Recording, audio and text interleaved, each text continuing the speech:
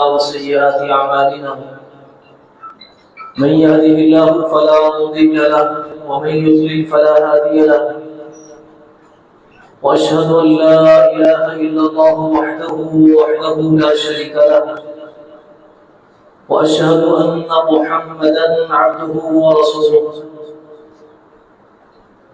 أرسله الله بالحق بشيرا ونذيرا بين يدي الساعة من يطع الله ورسوله فقد رشد واهتدى ومن يعص الله ورسوله فقد ضل وغوى إنه لا يضر إلا نفسه ولا يضر الله شيئا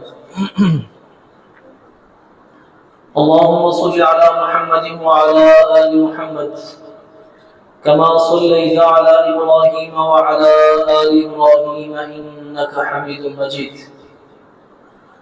اللهم بارك على محمد وعلى آل محمد كما باركت على إبراهيم وعلى آل إبراهيم إنك حميد مجيد أما بعد فإن خير الحديث كتاب الله وخير الهدي هدي محمد صلى الله عليه وسلم وشر الأمور محدثاتها وكل محدثة بدعة وكل بدعة ضلالة وكل ضلالة في النار.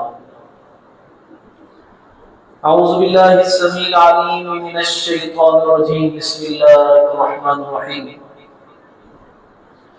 أمن يجيب المضطر إذا دعاه ويكشف السوء ويجعلكم خلفاء الأرض أإله مع الله قليلا ما تذكرون أمن يهديكم في ظلمات البر والبحر ومن يرسل الرياح بشرا بين يدي رحمته أإله مع الله تعالى الله عما يشركون. حضرات گرامی سامعین محترم، اللہ رب العزت کی صفات بڑی جامع اور بڑی معنی ذات صفات ہیں. انسان اللہ رب العزت کی ذات پر غور و فکر کرے اور اللہ کی صفات پر غور و فکر کرے تو انسان کی ڈگر سیدھی رہتی ہے. کہیں پر یہ بھی آئے گا صفات میں کہ ذو القوۃ المتین، کہ اللہ رب العزت کی بڑی طاقت ہے، بڑی قوت والے ہیں، بڑی پکڑ والے ہیں. ان بطش ربک لشدید، تیرے رب کی پکڑ بڑی سخت ہے. فعال لما یرید، جو ارادہ کرتا ہے وہ کرتا ہے، اسے کسی کی پرواہ نہیں. اللہ الصمد، اللہ بے نیاز ہے، اسے کسی کی پرواہ نہیں. ولم یکن لہ کفوا احد، اللہ کی ٹکر کا، اللہ کی برابری کا کوئی نہیں. تو وہاں پر اللہ تعالیٰ کی یہ بھی صفات ہیں کہ اللہ کیا ہے؟ جبار ہیں. جبار کا مفہوم یہ ہے کہ اللہ خالق کائنات انسان کی دردوں پر مرہم بھی رکھتے ہیں. اللہ خالق کائنات انسان کے غموں کا مداوا بھی کرتے ہیں. اللہ خالق کائنات انسان کی تکالیف کو دور بھی کرتے ہیں. اس لیے عربی میں جو زخموں کے اوپر پٹی باندھی جاتی ہے اسے جبیرہ کہا جاتا ہے، جبیرۃ الجراحات، کہ زخموں پر جو مرہم اور پٹی کی جاتی ہے اسے جبیرہ کہا جاتا ہے.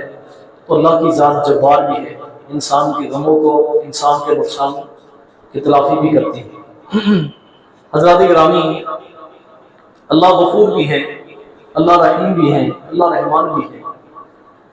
تو انسان اللہ تعالیٰ کی صفات پہ غور و فکر کرے تو انسان کبھی مایوس نہیں ہوتا. اور اگر انسان اللہ تعالیٰ کی جو صفات جلال ہیں، جلال، انسان اس پہ غور و فکر کرے، العزیز وہ غالب ہے، اس پہ غور و فکر کرے تو انسان کبھی جو نہ وہ سرکشی اختیار نہیں کرتا کہ وہ سرکش بن جائے. اور انسان اللہ تعالیٰ کی مقررہ حدوں کو انسان پھلانگ جائے. اگر انسان ان چیزوں پہ غور و فکر کرنے والا ہو، اپنے مالک کو اس طرح وہ اسٹڈی کرنے والا ہو اور اللہ تعالیٰ کی صفات پہ غور و فکر کرنے والا ہو. سابقہ جمعہ میں آپ نے سماعت کیا تھا کہ اللہ تعالیٰ اگر کسی کو آزماتے ہیں، آزمائش لاتے ہیں، تو اس کے پیچھے بے شمار حکمتیں ہوتی ہیں، حکمت کے بغیر نہیں۔ اور اللہ تعالیٰ کی جو آزمائش ہوتی ہے اس میں ظلم بھی نہیں ہوتا، اللہ اپنے بندوں پہ ظلم نہیں کرتا۔ ظلم تو درکنار، ظلم کا ارادہ بھی نہیں فرماتے، وَمَا اللَّهُ يُرِيدُ بِظُلْمٍ لِلْعِبَادِ، ظلم کا ارادہ بھی نہیں فرماتے۔ اور فرمایا کہ جب اللہ خالق کائنات تمہیں تمہارے اعمال کا بدلہ دیں گے، وَلَا يُظْلَمُونَ فَتِيلًا، کہ کھجور کی گٹھلی کے اندر جو دھاگا ہوتا ہے نا، اس کے برابر بھی تم پہ ظلم نہیں ہوگا۔ لا یظلم مثقال ذرہ، اللہ خالق کائنات ذرے کے برابر بھی ظلم نہیں کرتا۔ تو پھر اس کا مطلب یہ ہے کہ جو اللہ کی طرف سے آزمائشیں آتی ہیں، اللہ کی طرف سے انسان پہ جو مصیبت آتی ہے، اس کے پیچھے بڑے عظیم مقاصد ہیں، بڑے بڑے مقاصد ہیں۔ آپ نے سابقہ جمعہ میں سنا کہ اللہ خالق کائنات بسا اوقات انسان کے درجات کو بلند کرنے کے لیے، اس کو رفعت دینے کے لیے، اس کو ایک مقام دینے کے لیے اللہ خالق کائنات بھی انسان پہ آزمائش ڈال دیتے ہیں۔ اور حدیث مبارک میں جو آتا ہے کہ اللہ نے انسان کا ایک مقام اپنے ہاں جنت میں لکھا ہوتا ہے کہ میں نے اپنے بندے کو یہ مقام دینا ہے، لیکن انسان اتنے جوگا نہیں، انسان کے پاس اتنے اعمال نہیں کہ وہ اس مقام کو پا سکے۔ اللہ خالق کائنات اس کو آزمائش دے دیتے ہیں۔ اور آگے حدیث کے الفاظ ہیں وَصَبَّرَهُ، آزمائش کے بعد مالک بیار و مددگار نہیں چھوڑتے، اسے حوصلہ بھی دیتے، اسے صبر بھی دیتے۔ اللہ حضرات گرامی، غزہ کے بچوں کی جب باتیں سنتے ہیں، جب ایک پوری فیملی اللہ کے پاس چلی جاتی ہے، شہید ہو جاتی ہے، تو ان میں بچ جانے والا جو ہوتا ہے، چاہے وہ نوجوان ہو، چاہے وہ خاتون ہو، چاہے وہ بچہ ہو۔ میں نے ابھی تک کسی بچے سے اللہ کے ہاں کچھ شکایت کرتے میں نہیں سنا کہ اس نے اللہ کو الزام دیا ہو کہ اللہ تو نے مجھ سے ایسا۔ الحمدللہ الحمدللہ، سب تعریف اس ذات کی، صبر شکر۔ تو اس کا مطلب کیا ہے کہ مالک اگر کسی کو آزمائش دیتے ہیں تو صبر بھی دیتے ہیں، بڑا دل بھی دیتے ہیں۔ وَصَبَّرَهُ عَلَىٰ ذَلِكَ، اللہ پھر انسان کو اس پہ صبر بھی دیتے ہیں، اور انسان جب اس میں کامیاب ہو جاتا ہے نا تو اللہ اس کو جمپ کرتے ہیں، انسان اس مقام پر پہنچ جاتا ہے جو مقام اللہ نے اس بندے کا جنت میں لکھا ہوتا ہے۔ اللہ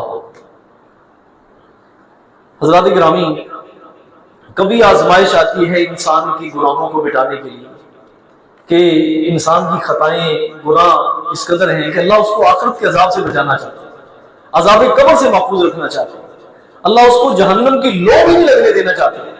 دنیا میں تھوڑی سی اللہ نے کچھ آزمائش ڈال دی، نبی علیہ السلام نے فرمایا کہ انسان ایسے ہو جاتا ہے جیسے آج اس نے اپنے ماں کے پیٹ سے جنم لیا، زمین میں چلتا ہے وَلَيْسَ عَلَيْهِ خَطِيَّةٌ، بڑے گناہ کو درکنار اس کے ذمہ ایک بھول چوک کا گناہ بھی اس کے ذمہ نہیں ہوتا جب وہ اللہ کے پاس جاتا ہے۔ تو آزمائش اس لیے بھی آتی ہے انسان، اور کبھی انسان کو اللہ خالق کائنات واپس لانا چاہتے ہیں کہ جو بڑے تو نے بلینڈر مارے ہیں، بہت تو نے وائلیشنیں کر لی ہیں، تو نے یہ بھی کر لیا، یہ بھی کر لیا ہے، اب اللہ جو نا سپیڈ بریکر پہ اس کی جنو بریک لگا دیتے ہیں، رک جائے یہاں پر، واپس آ، جو تو نے وائلیشن کی تھی نا اس کو دور کر۔ اللہ خالق کائنات جنو ایک دم چلتا پھرتا بھاگتا دوڑا انسان چارپی پہ ڈال دیتے، چل رہے۔ اور حضرات گرامی، صحت کے دنوں کے مقابلے میں بیماری کے دن کیا ہوتے ہیں؟ بہت تھوڑے سے ہوتے ہیں، بہت تھوڑے سے ہوتے ہیں۔ تکلیف کے دن انتہائی تھوڑے ہوتے ہیں، انتہائی کم ہوتے ہیں۔ اللہ خالق کائنات اس لیے انسان پہ آزمائش ڈالتے ہیں تاکہ انسان واپس آ جائے، یو ٹرن لے لے اور اللہ کی طرف واپس آ جائے۔ اللہ اکبر۔ اور کبھی اللہ خالق کائنات، دنیا میں انسان بڑے بڑے دعوے کرتا ہے، میں بڑا نیک ہوں، میں بڑا بادشاہ ہوں، میں بڑا ایماندار ہوں۔ اللہ کہتے ہیں میں ذرا تیرے ایمان کے امتحان بھی لینا چاہتا ہوں، تیرے ایمان کی کوالٹی کیا ہے، تیرے اندر کس درجے کا ایمان ہے۔ تو فرمایا وَلِيُمَحِّصَ اللَّهُ الَّذِينَ آمَنُوا، اللہ اہل ایمان کی تمحیص کرتے ہیں، ان کو آزمائش ان پہ ڈال کر اللہ خالق کائنات ان کے ایمان کا امتحان لینا چاہتے ہیں۔ اللہ اکبر۔ جنگ احد میں جب مسلمانوں کو تکلیف پہنچی نا، اللہ نے فتح جناب اس کا رخ بدل دیا۔ مزے سے مال غنیمت جناب جمع کر رہے تھے صحابہ کرام رضوان اللہ علیہم اجمعین، بڑے خوش تھے کہ دشمن بھاگ گیا، لیکن دشمن نے بیک سے پھر اٹیک کر دیا، اور ایک دم جناب مسلمان جو تھے اپنے آپ کو سنبھال بھی نہ سکے، اور مسلمان جناب بہت نقصان اٹھانا پڑ گیا۔ چند ایک جناب صحابہ کرام کی نافرمانی کی وجہ سے مسلمانوں کو نقصان پہنچا کہ 70 بڑے بڑے صحابہ کرام شہید ہو گئے۔ سید الشہداء حضرت امیر حمزہ رضی اللہ تعالیٰ سر فہرست، حضرت مصعب بن عمیر جیسے مدینہ کے دائی، حضرت جابر بن عبداللہ رضی اللہ تعالیٰ کے والد گرامی حضرت عبداللہ، بڑے بڑے نامی گرامی صحابہ کرام شہید ہو گئے۔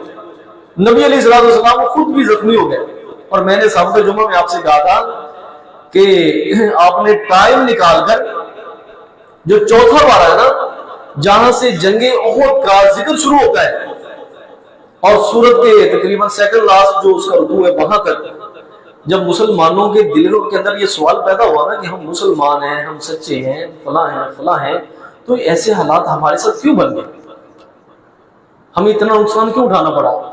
اللہ نے پھر تجزیہ کیا، اللہ نے پھر ایک ایک چیز کہا کہ تم سمجھتے ہو کہ تمہیں زخم لگے ہیں، زخم ان کو بھی لگے ہیں، انسان کو بھی ہے، فیلنگ ان کی بھی ہے، وہ بھی محسوس کرتے ہیں، ان کے بھی بچے ہیں، ان کی بھی بیویاں ہیں، ان کا بھی خاندان ہے، رنج و الم ان کو بھی پہنچا ہے، ٹھیک ہے؟ لیکن جناب اگر تمہیں پہنچ گیا تو اس کا مطلب کیا ہے؟ ایمان سے پھر جاؤ۔ وما محمد الا رسول، شیطان نے افواہ پھیلا دی کہ رسول اللہ علیہ وسلم بھی شہید کر دیے گئے، تو اللہ نے اس آیت کا نزول فرما دیا کہ اللہ کے پیارے پیغمبر صلی اللہ کے پاس چلے جائے، یا ان کو کبھی موت آ جائے، وہ شہید کر دیے جائے، انقلبتم علی اعقابکم، پلٹ جاؤ گے اپنے پیروں پر۔ یاد رکھو جو شخص پلٹ جائے گا ولن یضر اللہ شیئا، اللہ کو اس کی کوئی پرواہ نہیں۔ اتنے دو ٹوک انداز میں اللہ خالق کائنات نے مسلمانوں کو پھر جھنجھوڑا، اور یہ جو تکلیف پہنچی تھی نا، اس کے مقاصد اللہ خالق کائنات نے بتائے ہیں۔ اگر آپ جناب وہ باترجمہ قرآن مجید لے کر پڑھیں گے تو آپ کو ساری صورتحال سمجھ آ جائے گی کہ اللہ خالق کائنات نے جنگ احد کے تناظر میں مسلمانوں کو کیا سمجھایا۔ تو یہ اسے کہتے ہیں تمحیص، کہ اللہ خالق کائنات جاننا چاہتے ہیں کہ تمہارے اندر ایمان کس کوالٹی ہے۔ وَلِيُمَحِّصَ اللَّهُ الَّذِينَ آمَنُوا، اور یہاں پر یہ بھی فرمایا حَتَّى نَعْلَمَ الْمُجَاهِدِينَ مِنْكُمْ وَنَعْلَمَ الصَّابِرِينَ، ہم یہ بھی جاننا چاہتے تم میں سے جہاد کا جذبہ کس کے اندر ہے، ہم یہ بھی جاننا چاہتے صبر اور استقامت کس کے اندر ہے۔ اللہ اکبر۔ اور بسا اوقات انسان پہ آزمائش آتی ہے اس کو بعض گناہوں کی سزا دینے کے لیے، تاکہ انسان بڑے عذاب سے بچے۔ وَلَنُذِيقَنَّهُم مِّنَ الْعَذَابِ الْأَدْنَىٰ دُونَ الْعَذَابِ الْأَكْبَرِ لَعَلَّهُمْ يَرْجِعُونَ، کہ ہم بسا اوقات انسان کو چھوٹی سزا دیتے ہیں بڑی سزا سے بچانے کے لیے، تاکہ یہیں سے لوگ واپس آ جائیں اور پلٹ آئیں۔ اللہ اکبر۔ اور میں نے یہ بھی عرض کی تھی کہ انسان کو کیسے پتہ چلے گا کہ یہ آزمائش میرے لیے آزمائش ہے، بہتر ہے، یا میرے لیے سزا ہے؟ تو اس میں جس انداز سے انسان اللہ تعالیٰ کی ان جنا آزمائشوں کو ٹریٹ کرے گا نا، جس طرح اس کا فیس کرے گا نا، اس سے انسان کو پتہ چل جاتا ہے۔ اگر تو اللہ کی طرف سے آزمائش آئی ہے، انسان صبر نہ کرے، جزا فضا کرے، واویلا کرے، اللہ کا شکوہ کرے، یہ سمجھ لو کہ یہ آزمائش اس کے لیے سزا ہے، یہ آزمائش اس کے لیے کیا ہے؟ سزا ہے۔ اور جو شخص اس پہ کیا کرتا ہے؟ صبر الجمیل، بہترین صبر کرتا ہے، بڑی سے بڑی آزمائش بھی آگے کسی سے حرف شکایت بھی نہیں کرتا، کسی سے حرف شکایت بھی نہیں کرتا کہ بھائی میرے ساتھ ایسے ہو گیا، فلاں ہو گیا، فلاں ہو گیا۔ جب بھی پوچھا الحمدللہ۔ اور سابقہ جمعہ میں نے آپ کو حضرت عروہ بن زبیر کا واقعہ بھی سنایا تھا، ان کی شام کے سفر میں ٹانگ بھی کٹ جاتی ہے، بیٹا بھی شہید ہو جاتا ہے، ٹھیک ہے؟ کہتے ہیں لَقَدْ لَقِينَا مِن سَفَرِنَا هَٰذَا نَصَبًا، لیکن اس کے باوجود کہنے اللہم لکل حمد کلو ولک الشکر کلو، مالک تیری ہی تعریفیں ہیں، تیرا ہی شکر ہے، جو چیزیں تو نے مجھ سے لی نا وہ کم لی ہیں، اور جو نعمتیں میرے پاس ہیں وہ بہت زیادہ ہیں، جو تو نے میرے پاس چھوڑی نا اس کے مقابلے میں تو نے نعمتیں مجھ سے بہت کم لی ہیں۔ میرے 4 بیٹے تھے، 1 بیٹا تیرے پاس ہے، میرے 4 اعضاء تھے، 2 ہاتھ 2 ٹانگیں، تو نے 1 ٹانگ مجھ سے لی ہے، 1 ٹانگ اور 2 بازو میرے پاس ہے، جو تو نے میرے پاس چھوڑی ہے نعمتیں وہ زیادہ ہیں، اس بات میں تیرا شکر ادا کرتا ہوں، اور جو تو نے لی ہے میں اس پہ صبر کرتا ہوں اور تیری تعریف کرتا ہوں۔ اور حضرات گرامی، یہی وجہ ہے کہ اللہ خالق کائنات نے جنت میں ایک محل بنایا ہے، اور اس محل کا نام بھی کیا رکھا ہے؟ بیت الحمد، بیت الحمد کہ تعریف کا گھر۔ یہ کن خوش نصیبوں کو ملے گا؟ جو آزمائش پہ صبر کرنے والے۔ اللہ خالق کائنات نے جب کسی کا پیارا پھول جیسا بیٹا اسے لے لیا نا، اللہ نے پوچھا کہ بتاؤ میرے بندے کی کیفیت کیا تھی، میرے بندے کی کیفیت کیا تھی، بتاؤ ذرا۔ اللہ اس نے تو تیرا شکر ادا کیا، اس نے تو اس حالت میں بھی تیرا شکر ادا کیا ہے۔ اللہ فرمائیں گے ابنوا لہ بیتا، اس کا جہنم میں جنت کے اندر ایک محل بناؤ، وسموہ بیت الحمد، اس پہ جناب وہ تختی لگا دو، بیت الحمد۔ یہ میں نے اپنے اس بندے کو دے دیا ہے جس نے اپنے بیٹے کی جنم موت پر اتنا صبر کیا کہ میرا شکر ادا کیا۔ اللہ اکبر۔ حضرات گرامی، کبھی کبھار اللہ خالق کائنات ایک نعمت چھین کر جو باقی نعمت ہے نا اس کی قدر انسان کو بتانا چاہتے ہیں، اس لیے آزمائش بھی آتی ہے کہ جو باقی نعمتیں تاکہ انسان اس کی بھی قدر کرے، اس کی بھی قدر کرے۔ اللہ اکبر۔ اس لیے نبی علیہ الصلوۃ والسلام نے فرمایا انظروا الی من هو اسفل منکم ولا تنظروا الی من هو فوقکم، ہمیشہ اپنے سے نیچے کی طرف دیکھو، کبھی اوپر والے کی طرف نہ دیکھو۔ فَهُوَ أَجْدَرُ أَلَّا تَزْدَرُوا نِعْمَتَ اللَّهِ عَلَيْكُمْ، اگر تم یہ دنیا کے اندر رہنے کا یہ رویہ بناؤ گے نا تو تم کبھی بھی اللہ تعالیٰ کی کسی بھی نعمت کو تم حقیر نہیں جانو گے۔ ہمیشہ اپنے سے نیچے دیکھو گے تو کہو گے مالک الحمدللہ الذی عافانی مما ابتلاک بہ وفضلنی علی کثیر ممن خلق تفضیلا۔ نبی علیہ الصلوۃ والسلام نے فرمایا کسی بیمار کو، کسی مصیبت زدہ کو دیکھو تو یہ دعا کرو کہ سب تعریفیں اس ذات کی ہیں کہ جس نے مجھے اس مصیبت سے بچا لیا جس میں اللہ نے میرے اس بھائی کو مبتلا کیا ہے، وفضلنی علی کثیر ممن خلق تفضیلا، اور پتہ نہیں کتنی ہی کیا ہے مخلوق ایسی جس سے مجھے اللہ نے اب بھی بہتر بنایا ہوا، کتنی انسانیت سے اب بھی میں کیا ہوں بہتر ہوں اور افضل ہوں۔ اللہ اکبر۔ اور کبھی کبھار اس دنیا کی حقیقت اللہ خالق کائنات انسان کو سمجھانا چاہتے ہیں کہ جس دنیا میں تو رہ رہا ہے نا اس کی حقیقت یہ ہے، اس لیے انسان پہ آزمائش آتی ہے تاکہ یہ سمجھ جائے۔ اللہ اکبر۔ کیونکہ آخرت جو نا، آخرت جنت جو نا، اس میں آزمائش نہیں، جنت میں آزمائش نہیں۔ اللہ کی طرف سے اعلان ہوگا، اللہ فرمائیں گے اے میرے بندو آج کے بعد میں تم سے راضی ہو گیا ہوں، کبھی تم سے ناراض نہیں ہوں، کبھی ناراض نہیں ہوگا۔ ان لکم ان تصحوا ولن تسقموا ابدا، ہمیشہ تم صحت مند رہو گے، کبھی تم بیمار نہیں ہوگے جنت میں۔ ان لکم ان تشبوا ولن تحرموا ابدا، جنت میں ہمیشہ جوان رہو گے، بڑھاپے نام کی کوئی چیز ہی نہیں وہاں پر۔ ان لکم ان تنعموا ولن تحرموا ابدا، جو من چاہی تم چاہو گے نعمتیں تمہیں ملے گی، ان نعمتوں میں کبھی تعطل بھی نہیں آئے گا اور کبھی ختم بھی نہیں ہوں گی، کبھی تمہیں اس سے محروم بھی نہیں کیا جائے گا۔ تو کبھی کبھار اللہ خالق کائنات اس دنیا کی حقیقت انسان کو بتا دے، بھائی دنیا یہ ہے، دنیا یہ ہے کہ دیکھ لو انسان کا بڑا بینک بیلنس ہوتا ہے، بڑی اس کی صحت ہوتی ہے، ہر چیز کی فراوانی ہوتی ہے، لیکن مالک اس پہ ہر چیز کی پابندی لگا دیتے ہیں، یہ کھا بھی نہیں سکتا، یہ پی بھی نہیں سکتا، یہ کچھ لے بھی نہیں سکتا، یہ اپنی مرضی بھی نہیں کر سکتا، پیرالائز ہو جاتا ہے۔ اللہ اکبر۔ انسان کو اللہ پھر دنیا کی حقیقت بھی سمجھانا چاہتے ہیں۔ اللہ اکبر۔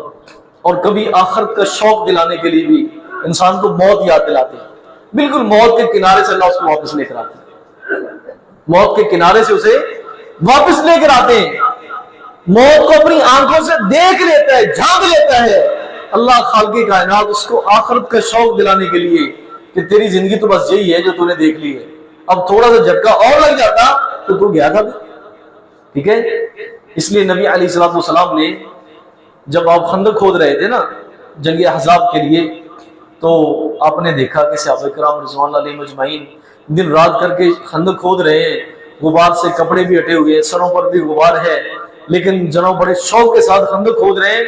تو نبی علیہ الصلوۃ والسلام کی زبان اطہر سے یہ کلمات نکلتے ہیں، اللہم لا عیش الا عیش الاخرہ، اللہ زندگی تو آخرت کی زندگی، فاغفر للانصار والمہاجرہ، مالک انصار کو بھی معاف کر دے، مہاجرین کو بھی معاف کر دے، اللہ اکبر۔ اور کبھی کبھار اللہ خالق کائنات کیا کرتے ہیں، تہذیب النفوس، انسان کی ڈگر کو سیدھا کرنا چاہتے ہیں، انسان جو ڈی ٹریک ہوا نا اس کو ٹریک پہ لانا چاہتے ہیں، انسان کے کسبل نکالنا چاہتے ہیں، یہ سیدھا ہو جائے۔ اللہ اکبر۔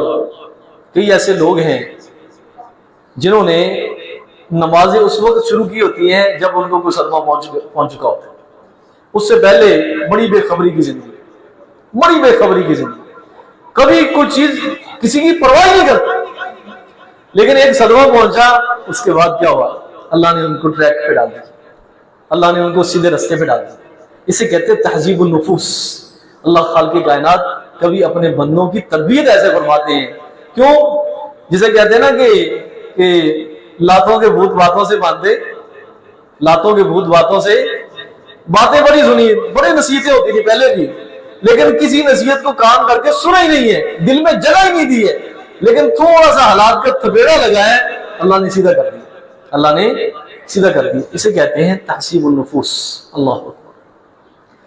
اور کبھی اللہ خالق کائنات انسان کو آزمائش دیتے ہیں، اس کے دل کے اندر جو ایک خود پسندی ہوتی ہے نا، کبھی مکھی ناک پہ نہیں بیٹھنے دیتا، کبھی جو ہے نا کسی کمزور سے سلام بھی نہیں لیتا، بس خود پسندی اور جب تکبر، کبھی کسی کو جو نا وہ اپنے برابر نہیں بیٹھنے دیتا، کبھی کسی کمزوروں کی محفل میں نہیں جاتا، میرے سٹیٹس کے خلاف ہے۔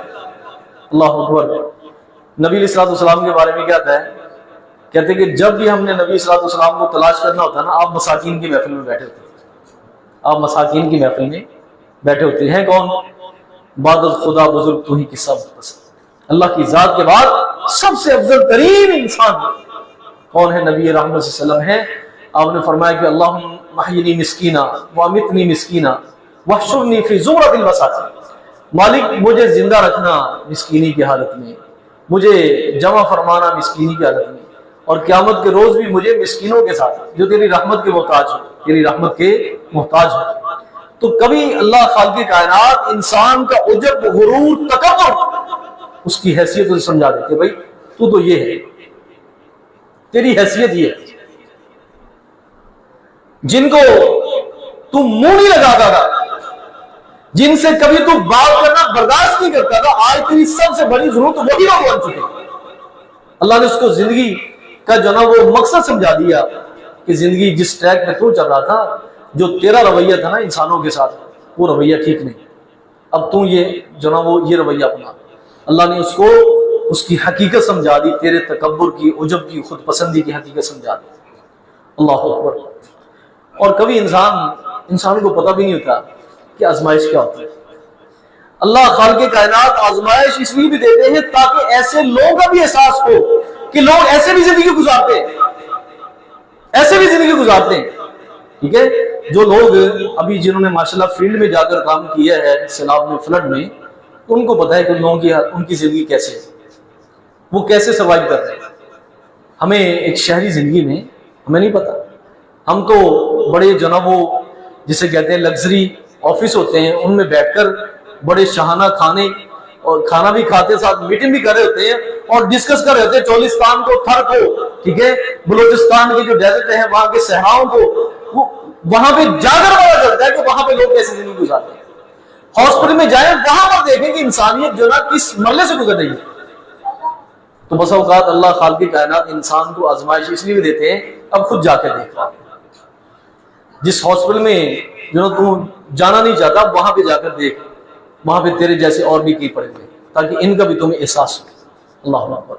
تو حضرات گرامی، یہ ہوتے ہیں مقاصد اللہ کی طرف سے آزمائش کے۔ لیکن اللہ خالق کائنات آزمائش میں ڈالنے کے بعد بندے کو کبھی بے یار و مددگار نہیں چھوڑتے. اللہ نے بڑے سے بڑی جو آزمائش ہے نا اس سے بھی نکلنے کا اللہ نے راستہ رکھا ہوتا ہے. اور راستہ کس کے پاس ہے؟ اللہ کے پاس. اللہ سے رجوع کرنے سے انسان جو کچھ مرضی کرتا رہے. قرآن مجید سے ایسی مثالیں موجود ہیں کہ دنیا جو نا وہ حیران رہ جاتی ہے. آج کے جدید مسائل، ٹھیک ہے، آپ نے شاید وہ باپ بیٹا جن کی ڈیتھ ہو گئی تھی جو ٹائٹینک کو دیکھنے کے لیے وزٹ کرنے کے لیے سمندر کے بیچ میں گئے تھے، ایک چھوٹی سی جو نا وہ آپ دوز میں بیٹھ کر واپس آ سکے. سمندر میں جدید ہمارے وسائل سمندر کو سکین کر سکے نہیں. اللہ خالق کائنات نے اپنے پیغمبر یونس علیہ السلام کو مچھلی کے پیٹ سے نجات دی تھی. اللہ اکبر. اللہ فرماتے ہیں کہ ہمارا بندہ یونس ناراض ہو کر چلا گیا، ہماری حکم کے بغیر چلا گیا، دل برداشتہ ہو کر چلا گیا. اور فَالْتَقَمَهُ الْحُوتُ وَهُوَ مُلِيمٌ، جب سمندر میں چھلانگ لگائی تو ہماری مچھلی نے اسے لقمہ بنا لیا. اللہ اکبر. اب مچھلی کے پیٹ میں کہاں آکسیجن ملے، کہاں انسان کی زندگی کے جینے کے اسباب وہاں میں انسان کو مہیا ہوں. آج تک ایسے ہوا نہیں کہ کوئی کسی جانور کے پیٹ میں چلا جائے اور پھر اتنی دیر رہنے کے بعد اس کی زندگی کی جو نا بقا ہو، کبھی وہ زندہ رہ سکے. اللہ نے ایسی مصیبت سے بھی انسانیت کو نجات دی ہے. اللہ فرماتے ہیں جب میرے بندے نے یہ دعا پڑھی نا کہ لا الہ الا انت سبحانک انی کنت من الظالمین، کہ اللہ میں کیا ہوں، تو ہی معبود پر حق ہے، تو ہی پاک ہے، میں تو ظالم ہوں، ساری کوتاہی میری ہے، سارا قصور ہی میرا ہے. اللہ فرماتے فاستجبنا لہ، ہم نے اپنے بندے کی پکار کو بھی سنا. اور امام ابن کثیر نے امام ابن حاتم کی سند سے نقل کیا حضرت انس رضی اللہ تعالیٰ عنہ سے کہ جب پکارا نا حضرت یونس علیہ السلام نے مچھلی کے پیٹ سے لا الہ الا انت سبحانک انی کنت من الظالمین، تو یہ آواز اللہ کے عرش کے ساتھ جا کے ٹکرائی. حاملین عرش نے اللہ سے التجا کی مالک صوت ضعیف معروف من بلاد غریبہ، اللہ ایک آواز آئی ہے لیکن آواز جانی پہچانی ہے. اس شخص کی آوازیں پہلے بھی عرش پہ آتی ہیں، اس کی التجائیں پہلے بھی عرش پہ آتی ہیں، اس کی آواز پہلے بھی عرش پہ سنائی دیتی ہے. معروف، یہ سنی سنائی آواز لگتی ہے لیکن ضعیف، بڑی کمزور سی ہے. جیسے سگنل ڈراپ ہو جاتے ہیں نا بس اوقات، تو نیٹ ورک ویک ہو جاتا ہے تو آوازیں بالکل جو نا وہ کمزور ہو جاتی ہیں. ٹھیک ہے، تو لگتا یہ ہے من بلاد غریبہ، کہیں دور سے آئی ہے. مالک کو تو بتا نا، مالک تو ذرے ذرے سے واقف ہے. ما تسقط من ورقۃ الا یعلمها، کسی درخت کا پتا بھی گرتا ہے مالک کے علم ہے. اس کائنات میں، اس زمین کے پیٹ میں چاہے دانا خشک ہے یا تر ہے، یہ مالک کے علم میں ہے، مالک کے علم میں ہے. اللہ فرماتے عبدی یونس، یہ میرے بندے یونس کی آواز ہے. اللہ تو اپنے بندے پہ رحم نہیں کرے گا؟ کبھی پاکیزہ کلمات کے علاوہ اس کے کلمات آسمان پہ کبھی آئے نہیں ہیں، ہمیشہ پاکیزہ کلمات ہی آئے ہیں. تو اللہ نے حکم دیا مچھلی کو جاؤ میرے بندے کو ساحل پہ جا کے اگل دو. اللہ اکبر. حضرات گرامی، اللہ نے اپنے بندے کو ایسی مصیبت سے بھی نجات دی ہے. اس سے کو بڑی آفت بھی انسان پہ ٹوٹ پڑے، مالک اس پر بھی قادر ہے. ان اللہ علی کل شیء قدیر، ان اللہ علی کل شیء قدیر. تو حضرات گرامی، آزمائش کو دور کرنے کے اسباب کیا ہیں؟ آزمائش کیسے دور ہوتی ہے؟ ان میں سے ایک کر کے میں بات کو ختم کرتا ہوں. ایک ہے اللہ کا ڈر. جس آدمی کے دل میں ہمیشہ اللہ کا ڈر جاگزی رہتا ہے اور اس وجہ سے وہ نافرمانی سے بچنے کی کوشش کرتا ہے. انسان سے ہو جاتی ہے نافرمانی، لیکن وہ ڈر کی وجہ سے کوشش کرتا ہے کہ نافرمانی سے بچے. ٹھیک ہے، اللہ خالق کائنات جتنی بھی بڑی مصیبت میں انسان پھنس جائے نا، اس اللہ کا ڈر کی وجہ سے، تقوی کی وجہ سے اللہ خالق کائنات اسے نکال دیتے ہیں. قرآن مجید میں اللہ فرماتے ہیں وَمَن يَتَّقِ اللَّهَ يَجْعَلْ لَهُ مَخْرَجًا، جو شخص اللہ سے ڈر گیا یجعل لہ مخرجا، اللہ خالق کائنات بڑی سے بڑی مصیبت سے نکلنے کا اسے راستہ فراہم کر دیتا ہے، وہ نکل جاتا ہے۔ حدیث مبارک میں آتا ہے کہ جیسے صحرا کے اندر ایک چھوٹا سا درخت ہوتا ہے نا، ادھر سے آندھی چلتی ہے، ہوا کے تھپیڑے پڑتے ہیں، اس کو ادھر لمبا کر دیتے ہیں، گرا دیتے ہیں، اور دوسرا پڑتا ہے اس کو سیدھا کر دیتے ہیں، دوسرا پڑتا ہے اس کو سیدھا کر دیتا ہے۔ اور مومن کی صورتحال ہی ساری زندگی کیسے رہتی ہے کہ جب آفات اور مصیبتوں کو دیکھتا ہے، دنیا کے فتنوں کو دیکھتا ہے، کہتا ہے میں نہیں بچ سکوں گا، لیکن دوسرے لمحے اللہ خالق کائنات اسے بچا دیتے ہیں۔